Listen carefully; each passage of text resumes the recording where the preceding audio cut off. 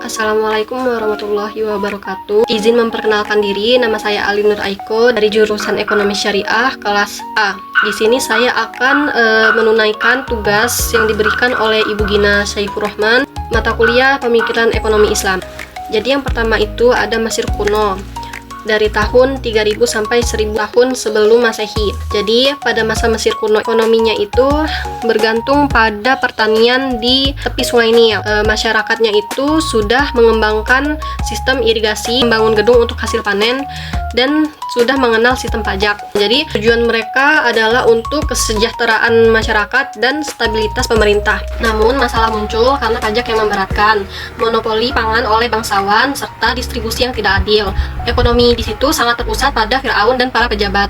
Lanjut, kita masuk ke zaman Babilonia atau Mesopotamia yang terjadi pada tahun 1800 sebelum Masehi. Peradaban Mesopotamia sering dikenal dengan kitab Hammurabi, salah satu hukum tertulis pertama di dunia.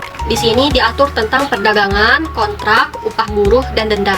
Bagaimana sih mereka mengatur itu semua? Yang pertama, perdagangan diatur dengan kontrak tertulis sehingga jelas antara hak dan kewajiban antar pelanggan. Yang kedua, kontrak. Kontrak itu berisi kesepakatan antara penjual dan pembeli. Upah itu sudah ada standar masing-masing sehingga tidak boleh sewenang-wenang.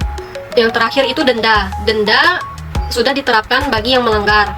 Ekonominya berbasis pada peternakan, pertanian, dan perdagangan. Tujuan sistem ini adalah menciptakan keteraturan. Namun tetap saja ada masalah muncul, yaitu perbudakan, kesenjangan sosial, serta penegakan hukum yang tegas. Yang ketiga itu ada zaman Persia pada tahun 600 sampai 300 sebelum Masehi, zaman Zoroaster. Bagaimana sih masa ekonomi dan sistemnya? Pada Persia, ekonomi berkembang melalui pertanian yang subur dan perdagangan antar wilayah, terutama jalur sutra. Agama Zoroaster membawa moralitas dalam kehidupan, termasuk ekonomi.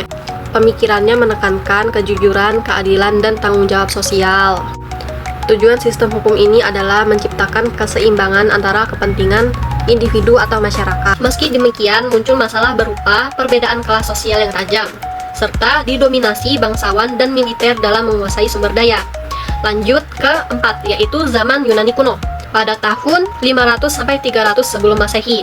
Di Yunani kuno, pemikiran ekonomi banyak berkembang melalui filsafat. Bagaimana Plato berpendapat tentang ekonomi? Plato sangat menekankan pentingnya ekonomi rumah tangga atau oikonomio dan harmoni sosial.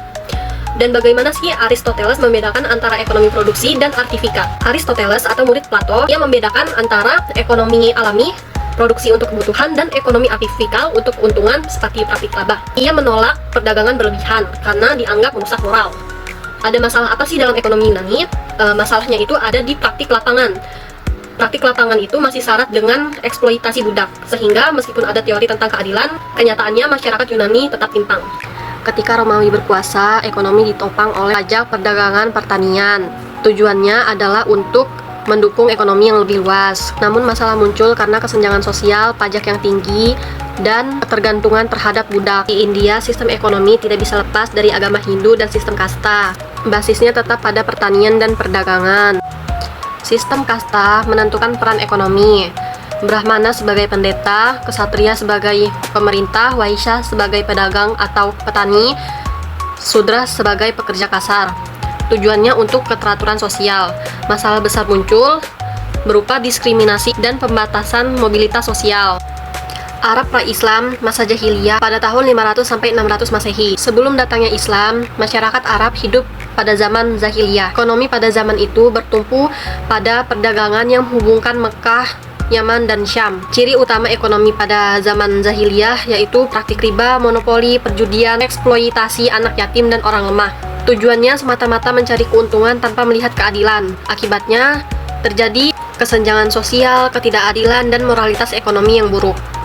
Sekian dari saya akhiri. Wassalamualaikum warahmatullahi wabarakatuh.